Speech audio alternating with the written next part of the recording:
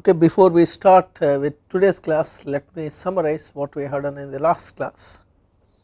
In the last class we have noted that all the physical phenomena encountered in engineering mechanics are modeled by differential equations, and the problem addressed is too complicated to be solved by classical analytical methods. So, basically finite element method is a numerical approach by which the general differential equation can be solved in an approximate manner. So, in finite element method basically what we will be doing is we will be solving a differential equation which is valid over a domain subjected to some boundary conditions. And please note that the solution is approximate. So, basically these are the steps that are involved in solving a physical problem. First, the physical phenomena needs to be expressed in a mathematical form as a differential equation which needs to be satisfied over certain domain subjected to some boundary conditions, and this approximate solution of this differential equation we can obtain through finite element method. So, by using approximation on this, so there is using some of the methods that we will see, some of the methods which we have already seen and some of the methods that we are going to see in today's class. We are going to use some of those methods and get the finite element solutions from the given differential equation. So, in the last class we have seen how to get the governing differential equation and boundary conditions for axial deformation of bar, and this is a bar which we have taken subjected to some body force or some distributed force Q and a point load at the tip, and last time we went through the details of how we got this differential equation which needs to be valid over the domain, that is x going from 0 to L subjected to the boundary conditions, that is displacement evaluated at x is equal to 0 is 0, displace and force at x is equal to L is 0.4 CF. So, we need to solve this differential equation subject to these boundary conditions to solve basically this problem of axial deformation of bar, and also we noted that one of the boundary condition is essential, another boundary condition is natural. Here two boundary conditions are required because this is a second order boundary value problem, and also last class we noted a thumb rule to classify boundary conditions into essential and natural based on the order of the boundary value problem. So, for a general boundary value problem in which highest derivative present is of order 2p, the classification of boundary conditions is as follows: those boundary conditions of order 0 to p minus 1 are essential, and those boundary conditions with order p to 2p minus 1 are natural boundary conditions. So, this is how we are going to classify the boundary conditions for a general boundary value problem if no information is given about the physical information is given about the physical phenomena which that particular differential equation is representing.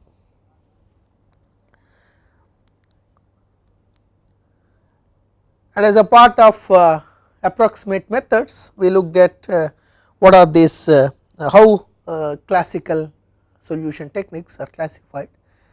Basically these solution techniques can be classified into two categories: weighted residual methods, and in weighted residual methods the weighted residual the boundary value problem is actually we define certain measure of error in some sense, and try to minimize that error.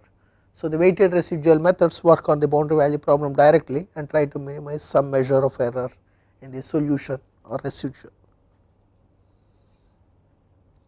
And we looked at length some of the weighted residual methods, and also we noted that in variational methods the boundary value problem is first expressed in an equivalent variational form. The approximate solution is constructed from the variational statement, and both classes of these methods require a general form of solution to be assumed first, and this solution that we start out with can be of any form, or it can consist of function of any type that you can hope, but usually polynomial based trial solution are more preferable, or because basically they are easy to integrate and differentiate, and also if the trial solution or assumed solution, if we want to increase the order of solution, we can easily add more terms to that. So, usually polynomial based trial solutions are assumed, and one of the requirement is this assumed solution should have some unknown coefficients that needs to be determined based on the techniques that are established in each of these methods. And also we looked at length weighted residual methods. Basically weighted residual concept can be explained by taking a trial solution like this. When this trial solution is substituted into the given boundary value problem, since this is a trial solution which is approximate, the boundary value problem is not going to satisfy, or the governing equation corresponding to the boundary value problem is not going to satisfy this solution exactly. So, there will be an associated residual or error, that is the difference between left hand side and right hand side of the governing differential equation, and that residual basically in weighted residual methods we are going to multiply with a weight function and integrate over the problem domain, and that is what is defined as total residual. Total residual is this one, weight function multiplied by, or residual multiplied by weight function integrated over the problem domain, and these coefficients of the trial solution A0, A1, A2, such kind of coefficients can be, or unknown parameters can be determined by minimizing this total weighted residual. Weighted residual because we are multiplying residual with a weight function and we are integrating over the entire solution domain. So, that is why it is total weighted residual, and depending on the weight function that we select, we can categorize these weighted residual methods into three types. Some of the commonly employed weighted residual methods are least square weighted residual methods, collocation weighted residual methods, and Galerkin weighted residual methods. We looked at length each of these methods, what are the details involved in getting the approximate solution, starting with a trial solution, quadratic trial solution in the last class. So, just to summarize once again, in least square weighted residual, each of these weighted residual methods differ in the way weight function is defined. So, in least square weighted residual method, weight function is defined as partial derivative of residual with respect to the unknown parameters, and in collocation weighted residual methods, weight function is same as Dirichlet delta function, and in Galerkin weighted residual method, weight function is partial derivative of trial solution with respect to the unknown parameters or unknown coefficients. So, this is how weight functions are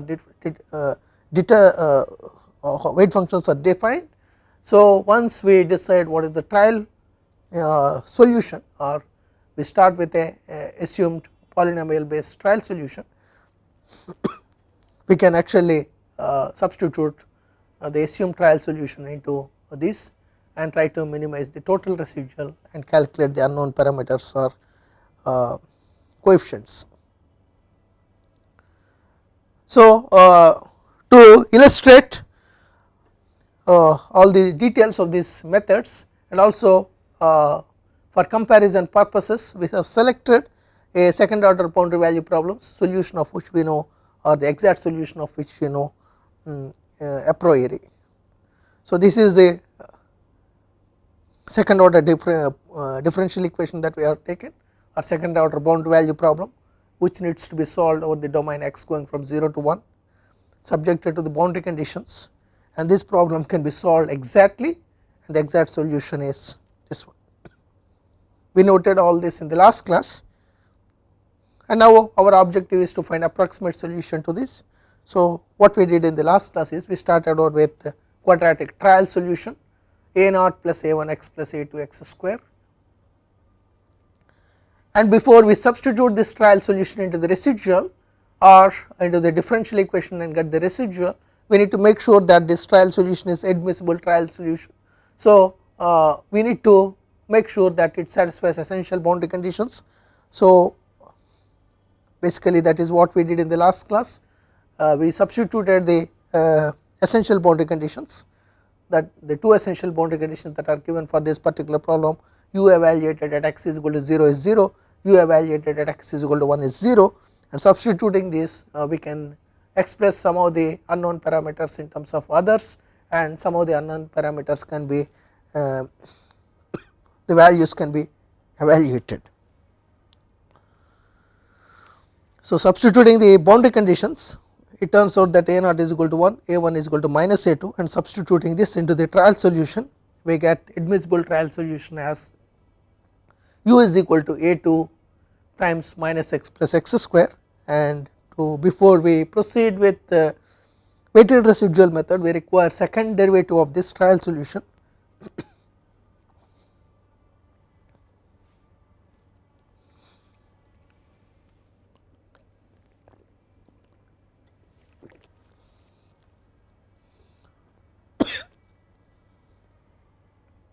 After this we define what is residual, and once we have this residual, and we can multiply the weight function appropriate for the corresponding method. If it is least square method, is partial derivative of residual with respect to the unknown parameter. If it is collocation method, it is Dirichlet delta function. If it is Galerkin method, it is partial derivative of trial solution with respect to the unknown parameter, using that weight function and integrating multiplying that weight function with this residual and integrating over the problem domain and trying to minimize. If you try to minimize the total residual, total weighted residual, we can determine what is the A2 unknown parameters in the admissible trial solution, and once we find A2, substitute back into the admissible trial solution, we are going to get this one. For least square weighted residual method, this is the solution that we obtained, starting with quadratic trial solution. For collocation weighted residual method, this is the solution that we obtained, and Galerkin weighted residual method, this is the solution that we obtained.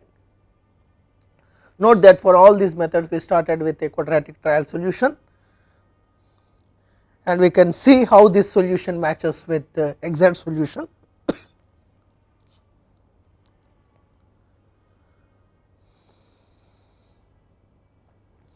Last class we have also seen a comparative plot showing comparison between exact and approximate, both the solution and derivative of solution. This is for least square weighted residual method, and collocation weighted residual method, and Galerkin weighted residual methods.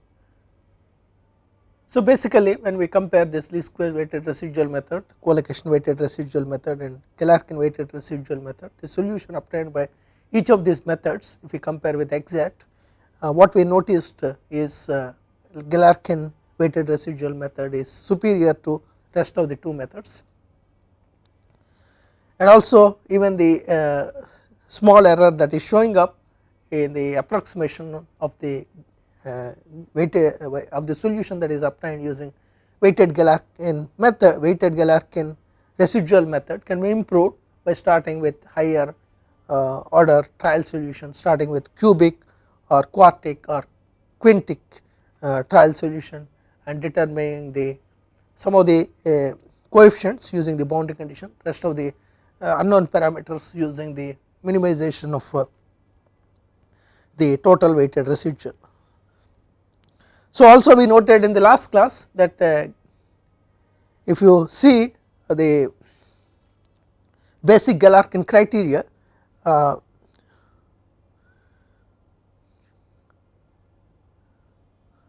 computation of residual requires differentiating trial solution as many times as the order of highest derivative in the boundary value problem. Suppose if you are solving second order boundary value problem, we need to differentiate the trial solution for calculation of residual twice, and if you have a fourth order boundary value problem, then we need to differentiate this trial solution 4 times to evaluate this residual. So in a way we are actually imposing some restriction on the initial trial solution that we can start out for solving that particular problem. So somehow can we reduce this demand on the initial trial solution, or can we somehow reduce the order of differentiation of residual. So therefore if the basic Galerkin criteria is used directly, it would mean that we must use at least quadratic polynomial as trial solution for second order boundary value problem, and the solution for this problem is simple integration by parts. By simple integration by parts, it is possible to reduce the order of derivatives required in the trial solution. So that is the idea that is used to modify this basic Galerkin method, and when we use integration by parts, we get what is modified Galerkin method. In the last class we looked at length, what are the details, and we also noted all these points. So now coming to today's lecture, variational methods. Basically in variational methods, the boundary value problem is first expressed in an equivalent variational functional,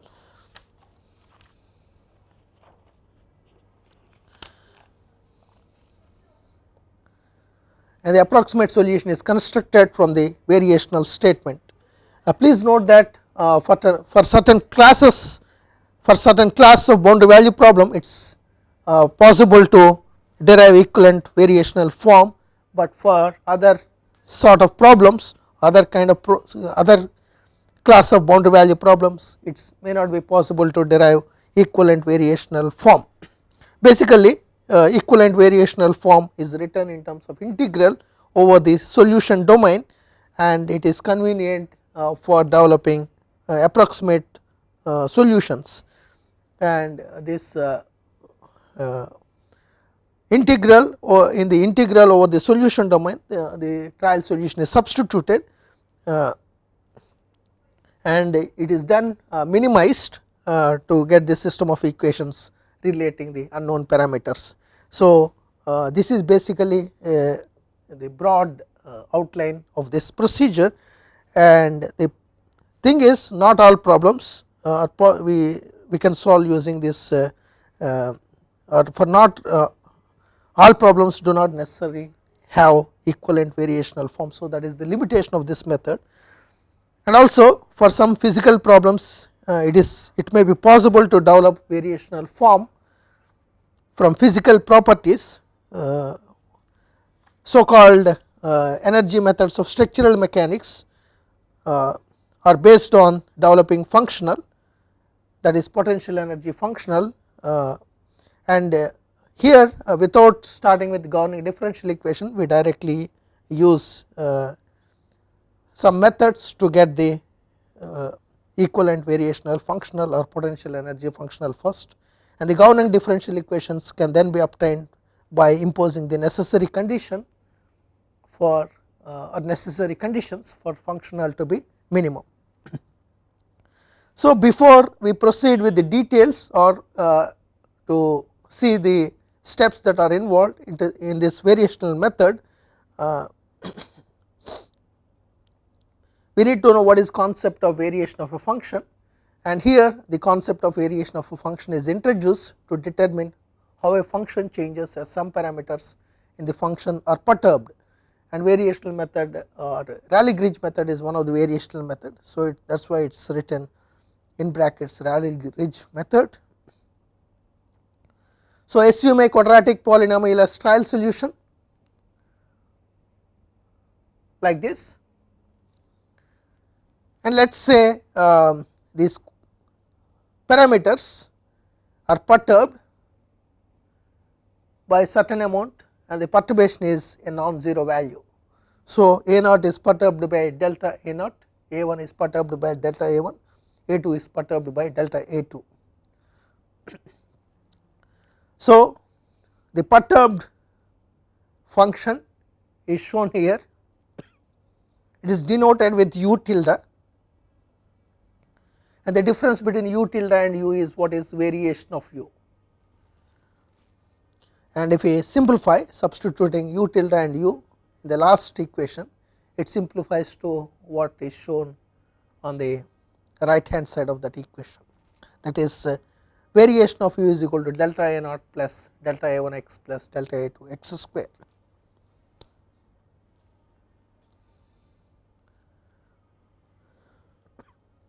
And variation of other functions such as first derivative of u, square of u can be written in a similar manner.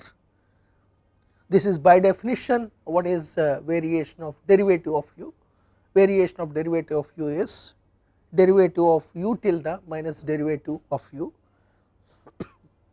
and when we know what is u tilde when we take derivative of u tilde with respect to x, and when we take derivative of u with respect to x and substitute those two quantities into this equation, we get variation of derivative of u with respect to x as delta A1 plus 2 delta A2 x. Similarly, variation of u square is u tilde square minus u square, and substituting we can get what is variation of u square.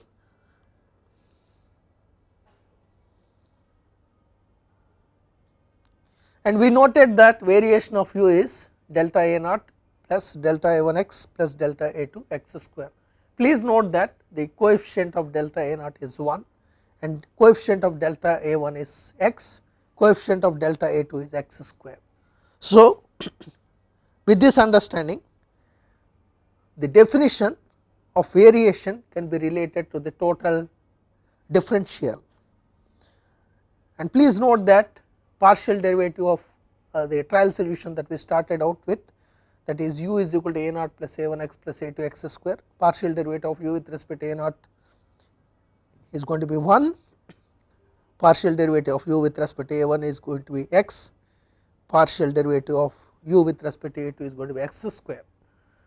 So, if you see, if you substitute this information into the first equation, that is variation of u is equal to delta A naught plus delta A1 x plus delta A2 x square, coefficient of delta A naught is 1. So, I will replace 1 with partial derivative of u with respect to A naught, coefficient of delta A1 is x, replace partial derivative of u with respect to A1, replace x with partial derivative of u with respect to A1, and coefficient of delta A2 is x square, replace x square with partial derivative of u with respect to A2.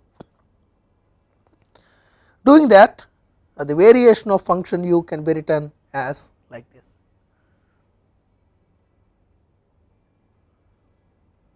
Okay.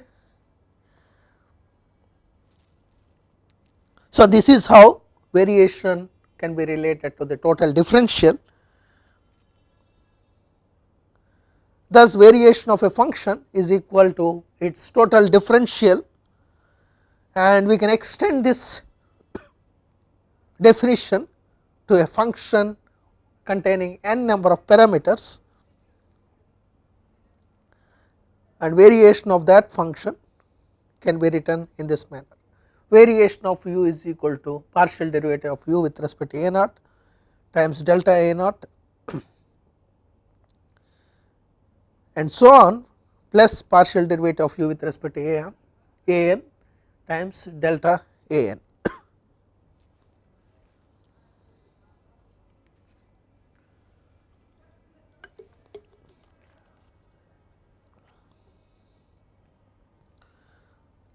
one important point I want to infer from this equation, suppose if delta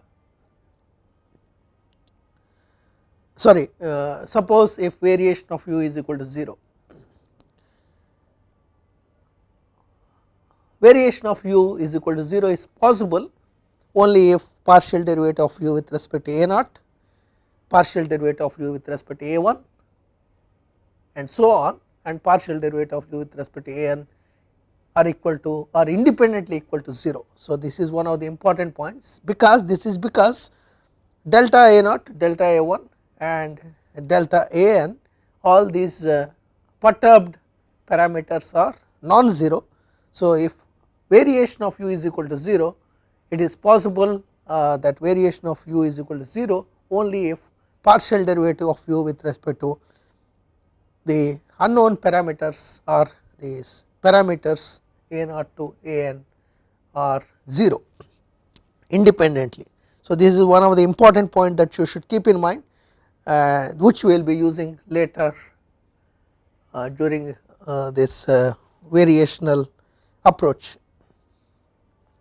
And some more identities, variation of u power n, n times u power n minus 1, variation of u where n is integer, variation of u plus v is variation of u plus variation of v, and variation of x times u, x is not a function of any of the parameters. So, variation operator is going to operate only on u. So, x times u, and it can also be shown that the order of differentiation and integration, order of differentiation or integration and variation can be interchanged. So, the order of differentiation and variation or order of difference integration and variation can be changed, that is derivative of variation of u with respect to x is same as variation of derivative of u with respect to x, and similarly variation of integral x1 to x2 f x u x dx is, you can take this variation operator inside integration, and since f is not a function of any of the parameters, variation operator is going to operate only on u.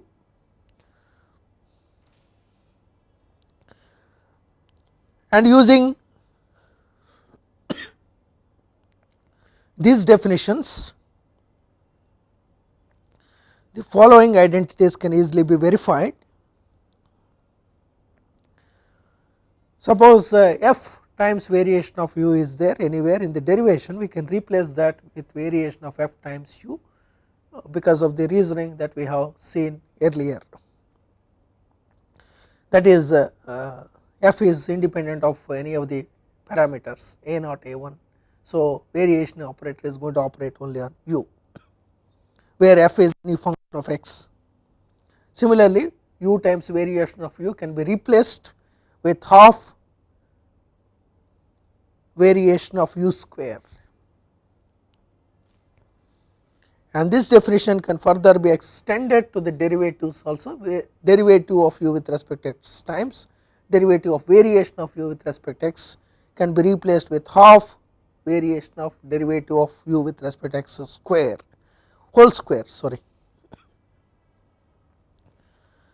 So, once we are comfortable with this concept of variation of function, we can apply these some of these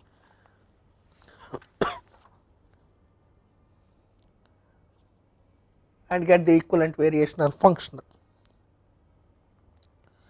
So, now let us go back to the boundary value problem that we are looking at. This is the boundary value problem that we are looking at and subjected to these boundary conditions. So, here I am going to present the derivation of equivalent variational form for this particular boundary value problem. So, whatever steps we are going to look at, these steps are in general they are going to be same even for other class of problems, like these steps are applicable for any second order or fourth order or any boundary value problem. For those problems the equivalent variational functional can be obtained by following the same steps. So the first step is multiply both sides of the differential equation by del variation of u and integrate over the domain. So why we are multiplying here the differential equation with variation of u, because we are interested in finding the approximate solution of u. So whichever quantity the approximate solution of which you want to find, you multiply the given differential equation with variation of that particular quantity and integrate over the domain. So you do this on both sides. So this is the first step, and similar to modified Galerkin method, that is the difference between Galerkin method and modified Galerkin method is incorporation of this integration by parts to reduce the highest derivative present in the equation. Same idea is used here. So the second step is use integration by parts to reduce the order of highest derivative present in the expression to as low a degree as possible. So this is second step. So if you see the previous equation, we have highest derivative 2, so we can reduce it to one order less by using integration by parts.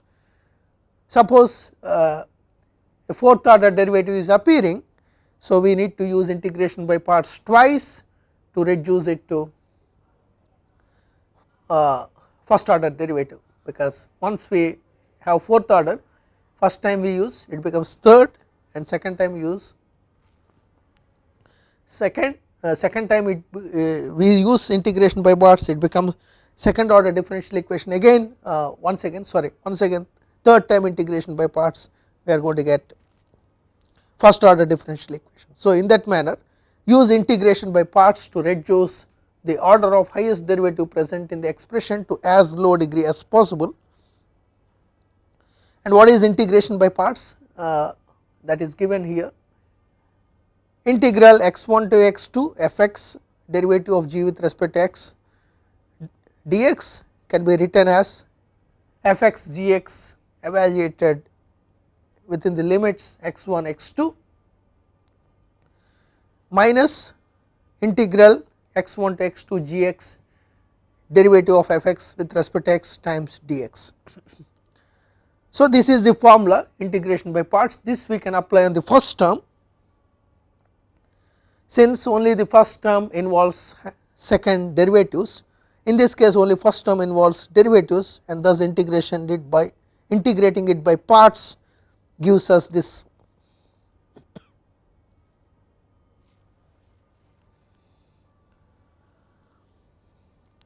So substituting this back into the equation that we got in the first step, we get this equation.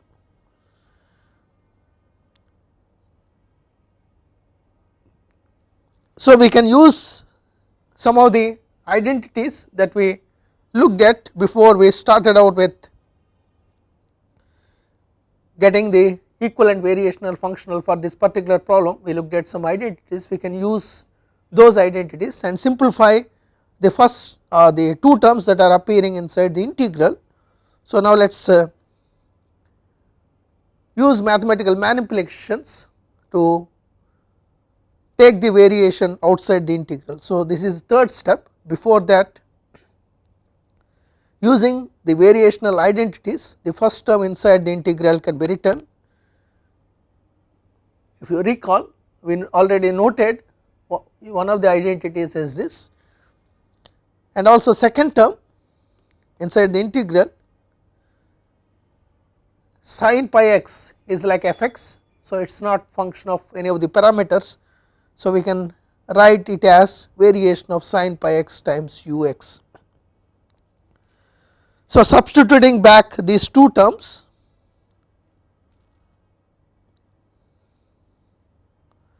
and also these two terms in turn they are in the form variation of u plus v, which is variation of u plus variation of v. So we can write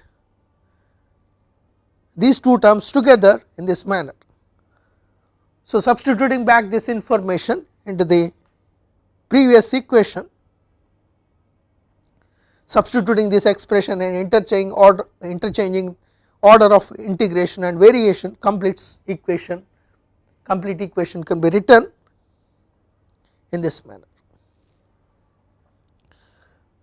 Basically, in this getting this equivalent variational functional or equivalent variational form for a given boundary value problem, the basic idea is to bring the given boundary value problem into the form variation of some quantity inside the bracket is equal to 0.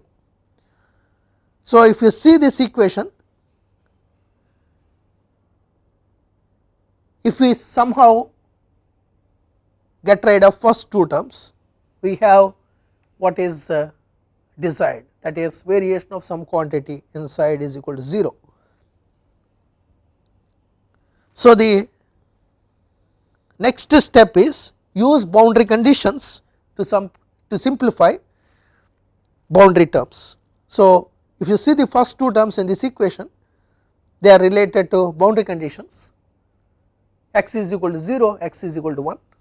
So, the next step is use boundary conditions to simplify boundary terms. Please note that whatever trial solution you start out with, before we substitute that trial solution into either equivalent variational functional or into the total weighted residual, we need to make sure that it is admissible trial solution. Also note that admissible trial solution satisfies essential boundary conditions, and satisfying essential boundary conditions means for any value of parameters A1, A2, An, the admissible trial solution satisfies essential boundary conditions. That means variation of u evaluated at the essential the points at which or the location at which essential boundary conditions are specified, at those locations variation of admissible trial solution is going to be 0. So, what it means? If you use admissible trial solution, variation of u evaluated at x is equal to 0 is 0, variation of u evaluated at x is equal to 1 is 0. Since here for this particular boundary value problem, two essential boundary conditions are specified, and those two boundary conditions are specified at x is equal to 0 and at x is equal to 1.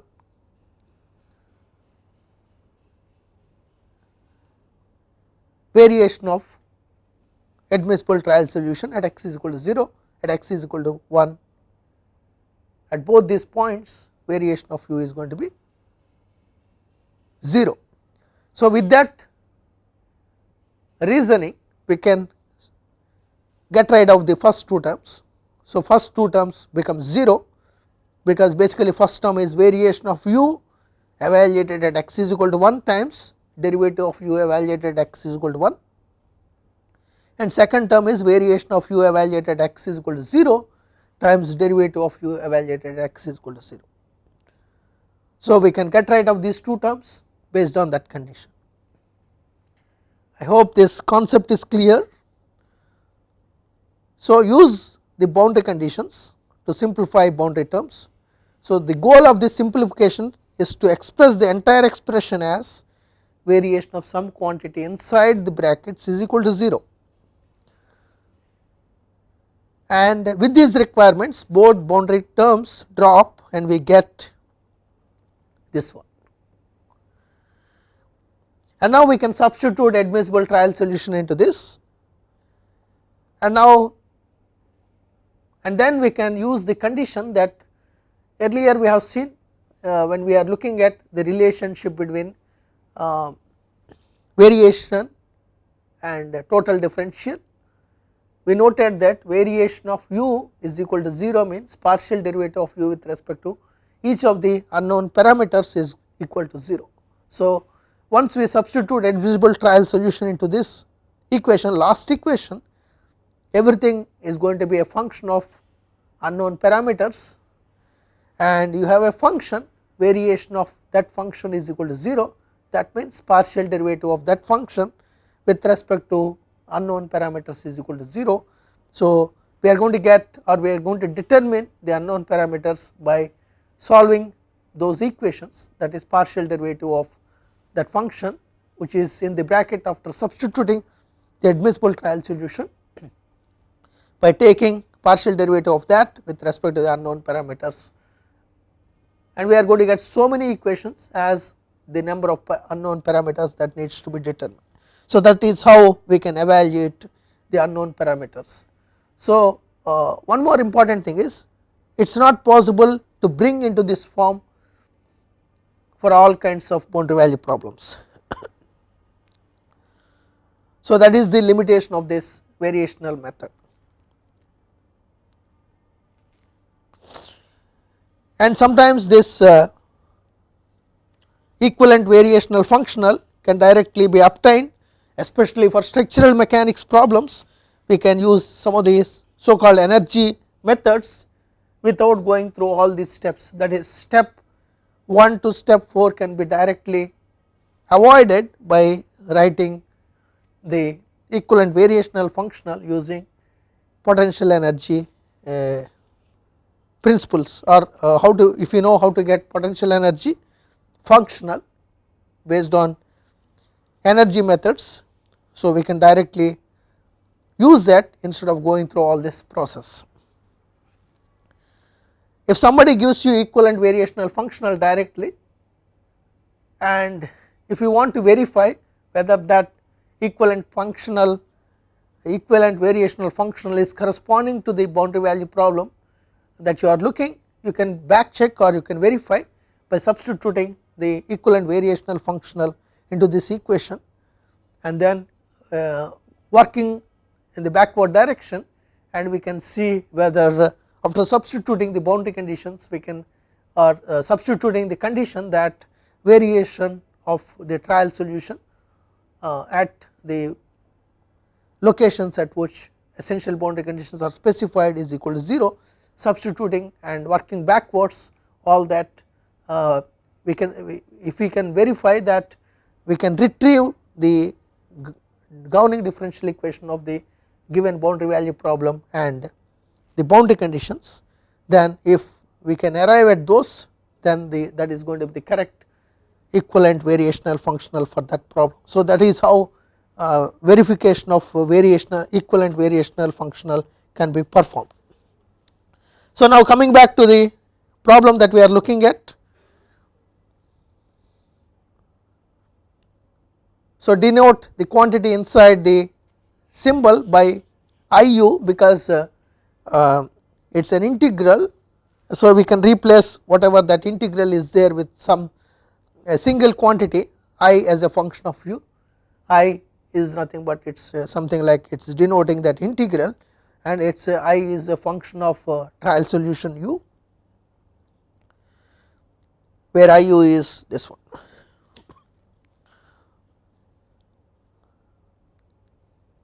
So, now let us go back to the problem. So, these are the 4 steps which are common for any boundary value problem.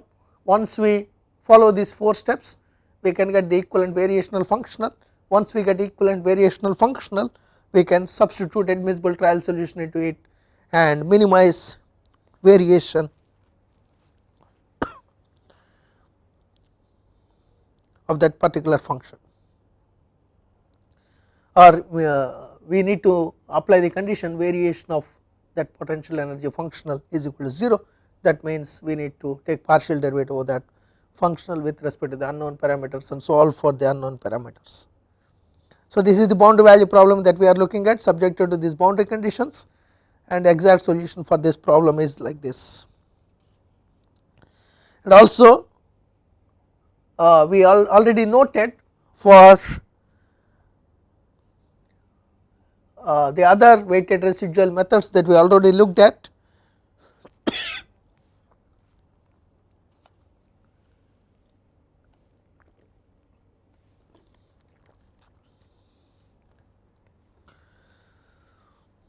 starting with quadratic trial solution like this. After substituting the boundary conditions,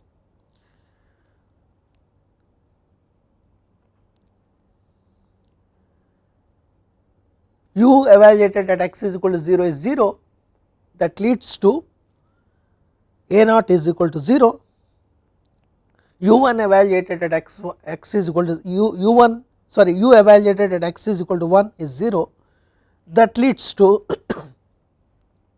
a1 is equal to minus a2. We already noted this. Please excuse me, here there is some problem with the font. And the trial solution for the boundary value problem also we noted that this is anyway, this is this equation is correct. Trial solution is u is equal to a2 minus x plus x square. So this trial solution, substituting this,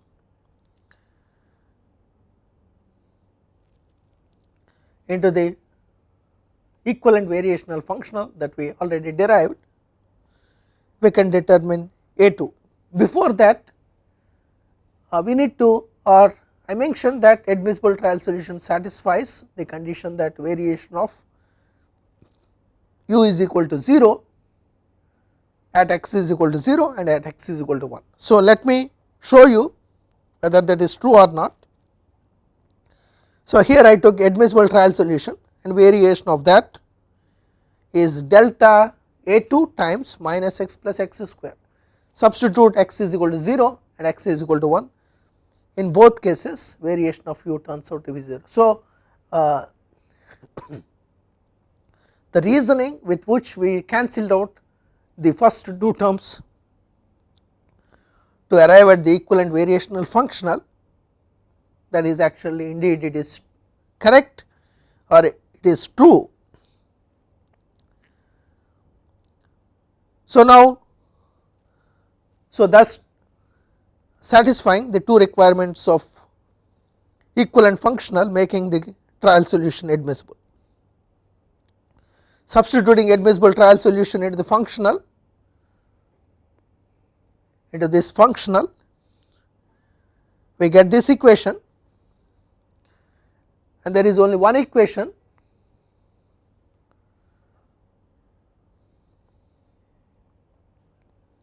sorry, we get this equation, and note that after integration the functional is reduced to a simple function of unknown parameter a2, and we want variation of that function is equal to 0. That means partial derivative of that function with respect to the unknown parameter is equal to 0. So we get one equation and one unknown, we can solve for a2. Suppose if we have more number of unknowns, we are going to get as many number of unknowns, we are going to get as many equations as the number of unknowns that needs to be determined. Solving these equations we can determine these unknown parameters. Solving a2, solution turns out to be this one, and if you recall and if you go back and see the solution that we obtained using Galerkin method, this is exactly what we obtained using Galerkin method. And also comparison of this solution with exact solution is shown here. So both solution and derivative of solution comparison with exact is shown in this part. So what we can conclude from today's lecture is, if for a particular boundary value problem we are able to find equivalent variational functional, and if we start with the same trial solution as in this case it is quadratic trial solution, and following same steps for getting admissible trial solution, substituting essential boundary conditions and reducing some of the unknown parameters or expressing some parameters in terms of other parameters. After doing all that, substituting admissible trial solution into the equivalent variational functional and minimizing functional with respect to each of the unknown parameters, we can solve for the unknown parameters, and substituting back these unknown parameters into the admissible trial solution, we are going to get the approximate solution, and whatever solution we are going to get using variational method is going to be exactly same as what we get using Galerkin method, even though the two approaches are different. But the problem with variational method is not all boundary value problems will be able to bring it in the form of variation of some quantity inside bracket is equal to 0, but if a particular problem can be brought into that form, the solution that we get using variational method is going to be same as Galerkin method.